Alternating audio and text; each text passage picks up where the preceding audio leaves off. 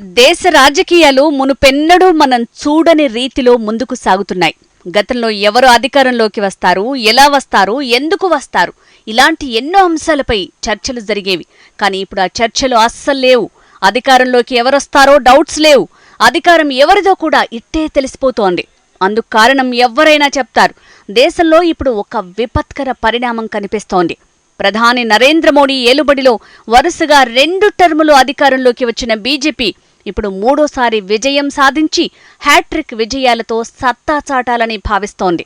ప్రధాని నరేంద్ర మోడీ రోజురోజుకు గ్రాఫ్ పెంచుకుంటూ బీజేపీకి ఈసారి తిరుగులేని విజయం సాధించే దిశగా అడుగులు వేస్తున్నారు. అందుకు తగిన నేపథ్యాన్ని పార్టీ యంత్రాంగం తయారు చేస్తోంటే మోడీ రేసుగుర్రంలా దూసుకుపోతున్నారు.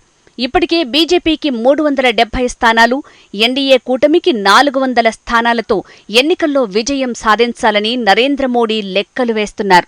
కాంగ్రెస్ పార్టీని మరింత దెబ్బకొట్టి వచ్చే ఎన్నికల్లో ఎలాంటి ఇబ్బందికర పరిస్థితులు రాకుండా చేయాలని మోడీ తహతహలాడుతున్నారు. దేశవ్యాప్తంగా కాంగ్రెస్ పార్టీ ఎంతగా పుంజుకోవాలని ప్రయత్నిస్తున్నప్పటికీ అందుకు తగినట్లుగా గ్రాఫ్ కనిపించటం లేదు. ఓవైపు రాహుల్ గాంధీ చేయాల్సిన అన్ని ప్రయత్నాలు చేస్తున్నారు. దేశవ్యాప్తంగా పర్యటించారు. 2వ విడత భారత్ జోడో న్యాయయాత్రను చేపట్టారు. ఇప్పటికే ఆ యాత్ర సగం పూర్తిగా వస్తోంది. రేపో మాపో నోటిఫికేషన్ రాబోతోంది. ఆయన ప్రజలతో మరింత కలివిడిగా దూసుకుపోతున్నారు. కానీ ఆయా రాష్ట్రాల్లోని కంపల్షన్స్ కాంగ్రెస్ పార్టీకి ఇబ్బందికరంగా మారుతున్నాయి. ఓవైపు కాంగ్రెస్ పార్టీతో సఖ్యతగా ఉంటామని చెప్తూనే మరోవైపు కాంగ్రెస్ పార్టీని దెబ్బకొట్టేందుకు ఇండియా కూటమిలోని అన్ని పార్టీలు ప్రయత్నిస్తున్నాయి. ఇండియా కూటమిలోని పలు పార్టీలు ప్లేట్ ఫిరాయిస్తున్నాయి. కాంగ్రెస్ పార్టీతో ఉంటే అధికారం సాధ్యమా లేదా అన్న బెంగ వారిని పట్టి పీడిస్తోంది.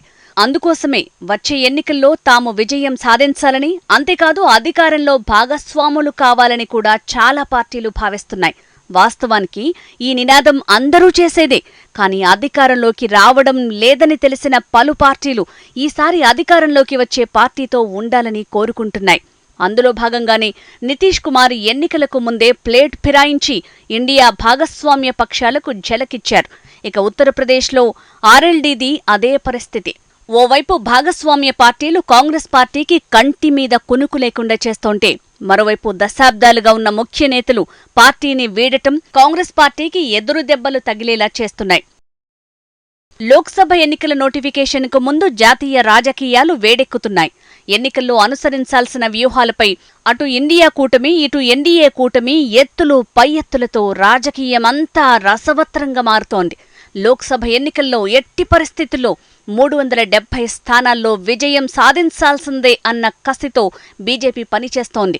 కాంగ్రెస్ పార్టీ పరిస్థితిని తమకు అనుకూలంగా మలుచుకోవాలని ఎంత ప్రయత్నిస్తున్నప్పటికీ ఆ పార్టీ ఎన్నికల్లో విజయం సాధించేలా ముందడుగు పడటం లేదు. ఇటీవల G20 సదస్సును ఘనంగా నిర్వహించిన ప్రాంగణంలో బీజేపీ జాతీయ కార్యవర్గ సమావేశాలు అట్టహాసంగా సాగాయి. యూపీలో కాంగ్రెస్ పార్టీతో పొత్తు ఉంటుందా ఉండదా అన్న సస్పెన్షన్ నడుమ అఖిలేష్ యాదవ్, అమేథీలో రాహుల్ గాంధీ యాత్రకు దూరంగా ఉండటంతో మొత్తం వాతావరణం హీటెక్కింది. అయితే వరుస వైఫల్యాల తరువాత కాంగ్రెస్ పార్టీకి పూర్వపు కంచుకోట యూపీలో కీలక బ్రేక్ త్రూ లభించింది. యూపీలోని 80 స్థానాల్లో ఆ పార్టీకి 17 స్థానాల్లో పోటీ చేసేందుకు డీల్ కుదిరింది. యూపీలో అఖిలేష్ యాదవ్ సమాజ్వాదీ పార్టీ 62 స్థానాల్లో పోటీ చేయనుంది. ఒక సీటును ఆజాద్ సమాజ్ పార్టీకి చెందిన చంద్రశేఖర్ ఆజాద్కు కేటాయించారు. సీట్ల సర్దుబాటు కాకుండా తాను రాహుల్ గాంధీ భారత్ జోడో యాత్రలో పాల్గొనేది లేదని అఖిలేష్ తేల్చి చెప్పడంతో అసలు పొత్తు ఏమవుతుందోనన్న ఆందోళన నెలకొంది. అయితే సీట్ల కేటాయింపుపై త్వరలో క్లారిటీ వస్తుందని అఖిలేష్ చెప్పారు. పొత్తుపై సందిగ్ధత నడుమ మొత్తం వ్యవహారంలో కాంగ్రెస్ అగ్రనేత సోనియా గాంధీ, ఆమె కుమార్తె ప్రియాంక గాంధీ ఇన్వాల్వ్ అయ్యారు.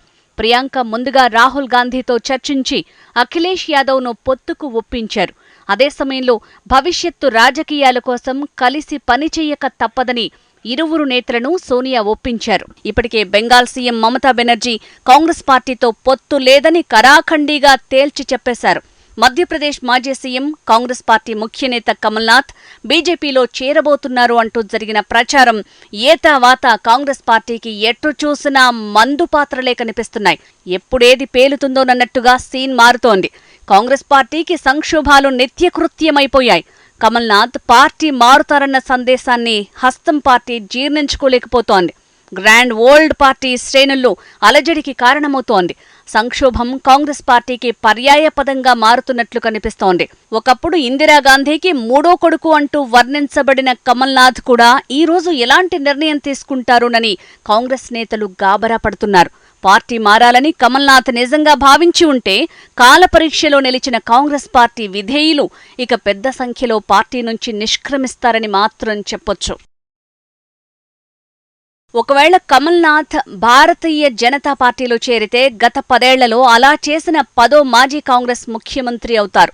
అమరీందర్ సింగ్ పంజాబ్, దిగంబర్ కామత్ గోవా, ఎస్ఎం కృష్ణ కర్ణాటక, విజయ్ బహుగుణ ఉత్తరాఖండ్, ఎన్ కిరణ్ కుమార్ రెడ్డి ఆంధ్రప్రదేశ్, పెమా ఖండు అరుణాచల్ ప్రదేశ్, లేట్ నారాయణ్ దత్ తివారీ ఉత్తరాఖండ్, యూపీతో పాటుగా ఇటీవల అశోక్ చవాన్ మహారాష్ట్ర వీరిలో ఉన్నారు. అంతేకాకుండా 3 సిట్టింగ్ బీజేపీ ముఖ్యమంత్రులు హిమంత బిశ్వశర్మ అసోం, ఎన్ బిరేన్ సింగ్ మణిపూర్, మానిక్ సాహా త్రిపుర మాజీ కాంగ్రెస్ సభ్యులు. రాహుల్ గాంధీ హయాంలో చాలా మంది మాజీ ప్రదేశ్ కాంగ్రెస్ అధ్యక్షులు కూడా రాజీనామా చేశారు. ఇండియా కూటమిని అట్టహాసంగా ప్రారంభించిన కాంగ్రెస్ పార్టీకి నాడు పలుకుబడి ప్రబలంగా ఉంది. కానీ రాను రాను ఆ పార్టీకి గడ్డుకాలం ఎదురవుతోంది. కాంగ్రెస్ పార్టీ ఇప్పుడు డ్రైవర్ సీటులో లేదు. ఇతర పక్షాలు వెహికల్ నడుపుతుంటే తాను అందులో భాగంగా కూర్చోవాల్సిన పరిస్థితుల్లోకి నెట్టబడింది. బీహార్లో లాలూ ప్రసాద్ యాదవ్ తనయుడు తేజస్వి రాహుల్ గాంధీ యాత్రకు స్వాగతం పలకడం మినహా 2వ విడతలో కాంగ్రెస్ పార్టీకి పెద్దగా కలిసి వచ్చిన అంశాలేవీ లేవని చెప్పాల్సి ఉంటుంది.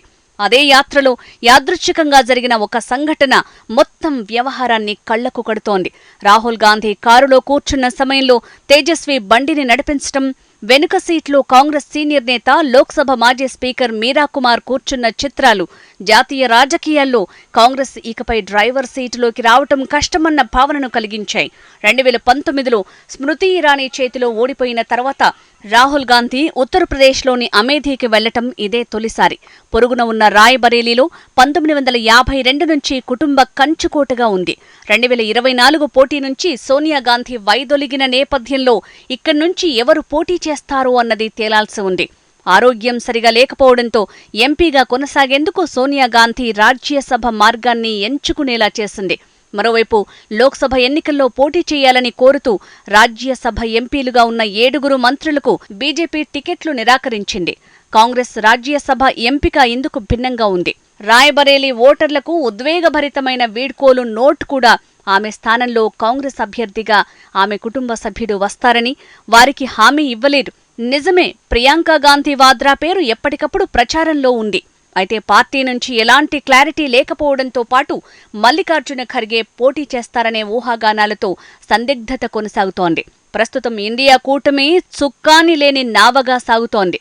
ఇండియా కూటమిని కేంద్ర హోంమంత్రి అమిత్ షా 7 కుటుంబాల కూటమి అని పిలుస్తారు. ఇప్పటికీ కూటమి కొనసాగుతున్నప్పటికీ చాలా రాష్ట్రాల్లో సీట్ల పంపకాల చర్చలు ముందుకు సాగటం లేదు. TMC, Aam Aadmi party, SP పార్టీలతో చర్చలు కొనసాగుతున్నాయి. మహారాష్ట్రలో ఉద్దవ్ ఠాక్రే నేతృత్వంలోని శివసేన, శరద్ పవార్ నేతృత్వంలోని నేషనలిస్ట్ కాంగ్రెస్ పార్టీలు కూడా ఆ రాష్ట్రంలో గ్రాండ్ ఓల్డ్ పార్టీకి సమస్యలను తెచ్చిపెడుతున్నాయి. అదే సమయంలో 2029 నాటికి కాంగ్రెస్ ను ప్రధాన ప్రతిపక్షంగా లేకుండా చేయాలని భావిస్తున్న ఆప్ అసోం, గుజరాత్, గోవా, హర్యానాలో అభ్యర్థులను ప్రకటించడం ద్వారా కాంగ్రెస్ కు ఝలకిచ్చింది. కొత్తగా జాతీయ పార్టీ హోదాను పొందిన ఆప్ వచ్చే రోజుల్లో మరింతగా దేశ రాజకీయాల్లో పాతుకుపోవాలని భావిస్తోంది. సీట్ల పంపకాల చర్చల కోసం కాంగ్రెస్ ఏర్పాటు చేసిన ముకుల్ వాస్నిక్ నేతృత్వంలోని 5 సభ్యుల ప్యానెల్ కూడా క్షమాపణలు చెప్పింది. ఈ panel party chief Mallikarjuna Kharge నుంచి ఆదేశాలను తీసుకోకుండా రాహుల్ను సంప్రదించామని చెప్పింది.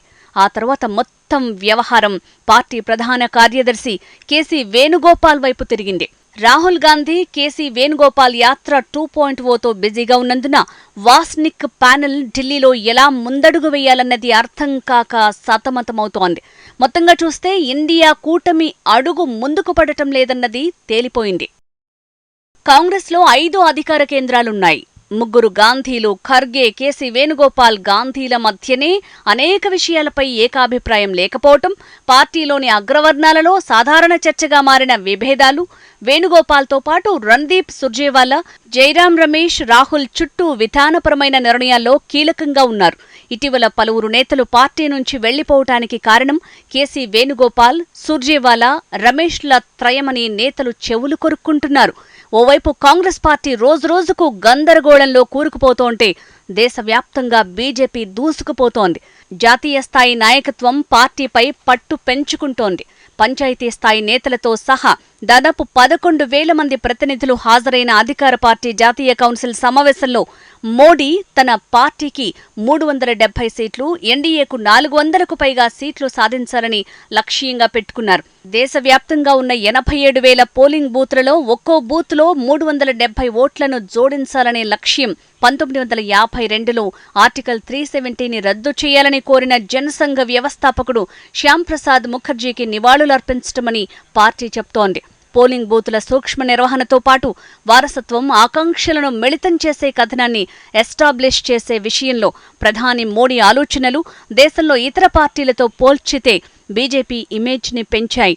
ఈసారి 370 అనే స్లోగన్ పార్టీ దూకుడుకు కేంద్ర బిందువు కాబోతోంది. జాతీయ కార్యవర్గ సమావేశంలో మోడీ పార్టీ కార్యకర్తలకు స్పష్టమైన ఆదేశాలు జారీ చేశారు.